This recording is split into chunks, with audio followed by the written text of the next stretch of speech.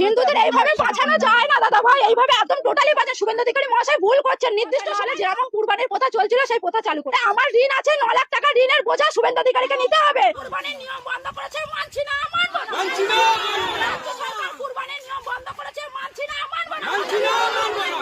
নাহলে আমার স্বামী সুইসাইড করবে বলছে, সন্তান অনাথ হবে, কিভাবে চালাবো? আমি তো মেয়ে মানুষ, আমার কি বাইরে যাওয়ার ক্ষমতা আছে? আমি কি ইনকাম করব?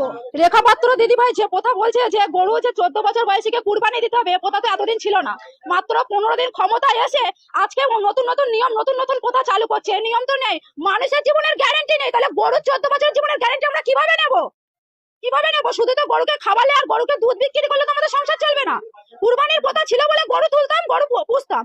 এখন যদি এই নিয়ম চালু হয় তাহলে মোদি আমাদের খাটালে গরু তুলে দিক, তারপরে আমরা সেই গরুকে মুদি খাওয়ানোর পয়সা দেবে, আমাদের দেখাশোনা করার পয়সা দেবে, তাহলে গোমাতাকে সেই 14 বছর বয়স পর্যন্ত আমরা রেখে দিতে পারবো। তার আগে গোমাতা এতদিন এই প্রথা চালু ছিল না, আমরা এই প্রথা রাখতে পারবো না। আমাদের কুরবানির প্রথা চালু করুক, নাহলে আমাদের স্বামীরা সন্তানরা সব অনাথ হয়ে যাবে, সুইসাইড করবে বলছে। এর দায় শুভেন্দু অধিকারী, রেখা পাত্র, এদেরকে নিতে হবে, নিতে হবে। সরকার বলছে যে গোমাতাকে বাঁচাচ্ছে।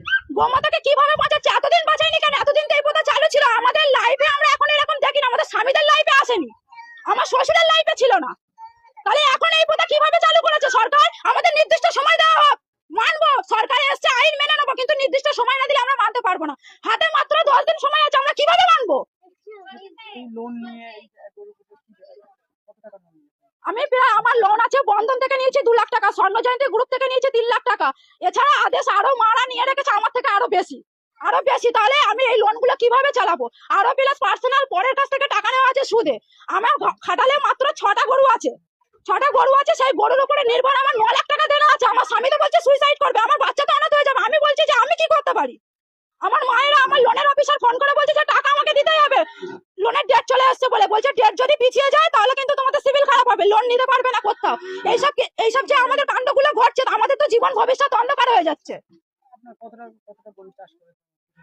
আমার 6টা গরু আছে, 2টো ছোট ছোট বাছুর আছে, 8টা গরু এখন আছে। কি চাইছেন আপনারা? আমরা এই কুরবানির প্রথা চালু হোক, কেনা বেচা যেমন চলছিল সেইগুলো নিয়মগুলো বাদ দিয়ে কেনা বেচাটা চালু করে দিক। আমাদের গরুগুলো বেচাকেনা না হলে আমরা সুইসাইড করা ছাড়া আমাদের সরকার বাধ্যতা। বলছে যে হিন্দুদের বাঁচাচ্ছি। হিন্দুদের এইভাবে বাঁচানো যায় না দাদা ভাই, এইভাবে একদম টোটালি বাঁচা। শুভেন্দু অধিকারী মহাশয় ভুল করছেন। নির্দিষ্ট সময় দেওয়া হোক মানুষকে, নির্দিষ্ট সময়। 15 দিন ক্ষমতায় এসে এখন এগুলো হয় না, এগুলো হয় না, এগুলো আমরা মানতে পারছি না। তাহলে আমাদের স্বামী, আমার সন্তানের, আমাদের সংসারের দায়িত্ব নিয়ে যে লোনের, তারপরে আমার সংসারের যাবতীয় দেনাপত্র দায়িত্ব নিয়ে নিক শুভেন্দু অধিকারী মহাশয়। নাহলে যেরকম কুরবানির প্রথা চলছিল সেই প্রথা চালু করে দিক। নাহলে আমার ঋণ আছে 9 লাখ টাকা, ঋণের বোঝা শুভেন্দু অধিকারীকে নিতে হবে। নাহলে আমার স্বামী সুইসাইড করবে বলছে, আমার সন্তান অনাথ হবে, আমি কিভাবে চালাবো? আমি তো